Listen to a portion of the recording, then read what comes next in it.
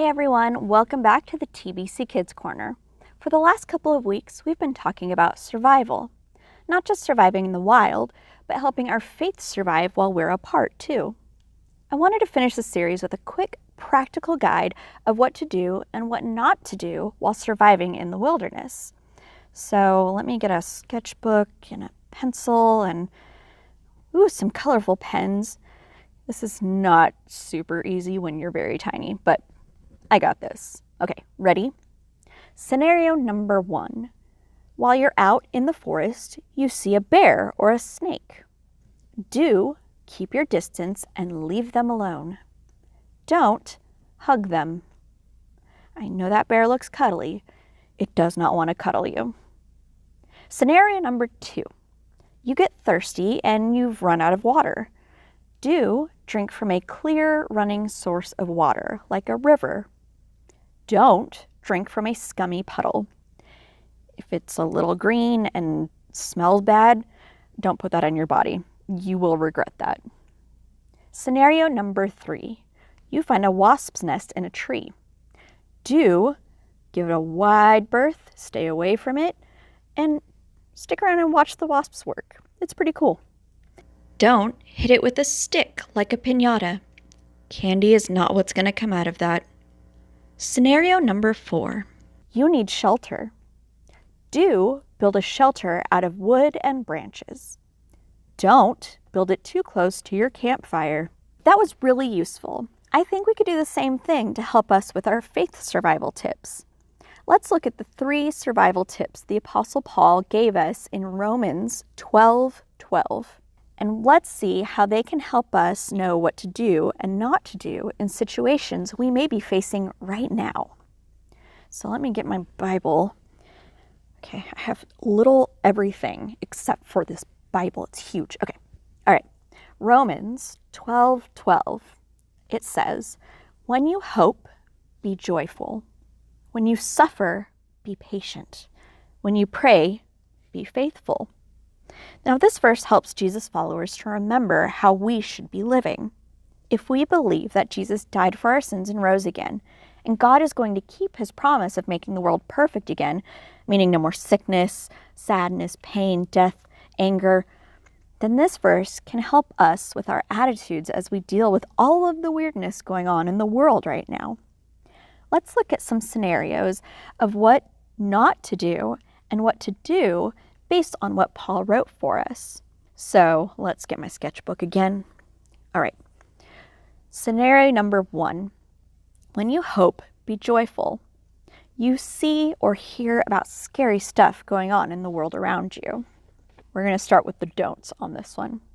Don't hide in your closet waiting for Jesus to come back for the rest of your life, growling at everyone who tries to get close to you.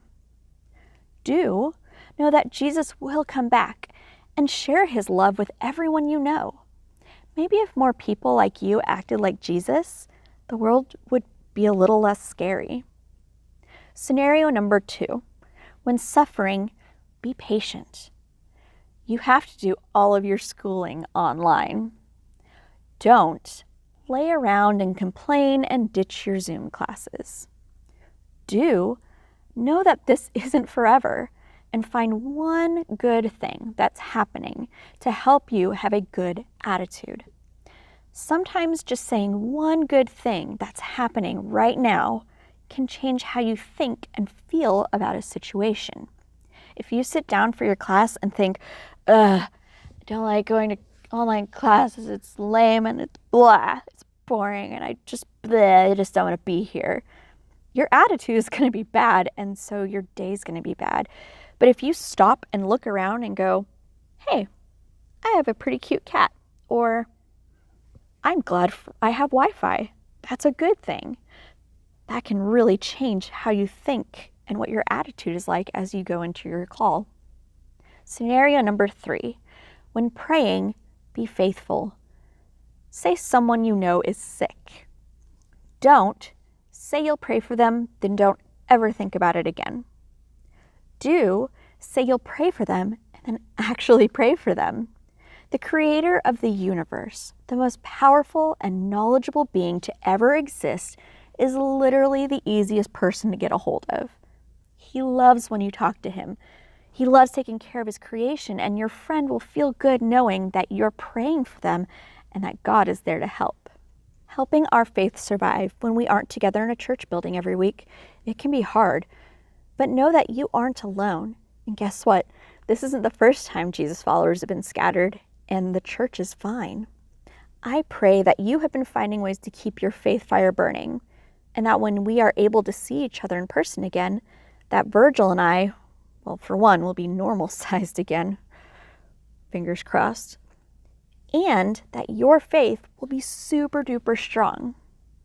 Now, I know this was a short video this week, but I also know that you've been staring at screens with schoolwork all week, and I would rather you get up and go play. We'll be back next week with a new series and new adventures here at TBC Kids Corner. And who knows, maybe we'll be back to our old selves again? I don't know. You guys have a wonderful week. Stay strong. Have a good attitude. Talk to God. And we will see you then. Bye, guys.